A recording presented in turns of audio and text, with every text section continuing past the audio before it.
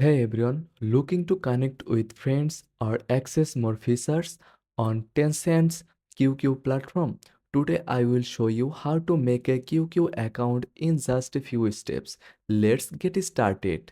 First of all, open your browser and search QQ. On the homepage, find the sign up button or choose register to start creating your account. Next, you will see a registration form. Enter your details like your name, phone number, and a secure password. Make sure to choose your country code and double check that your phone number is correct. Once you fill out your details, QQ will send a verification code to your phone.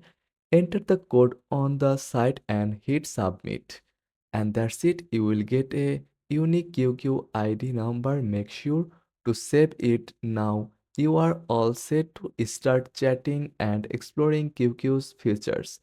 If you found this helpful, hit like and subscribe for more quick guides. See you next time.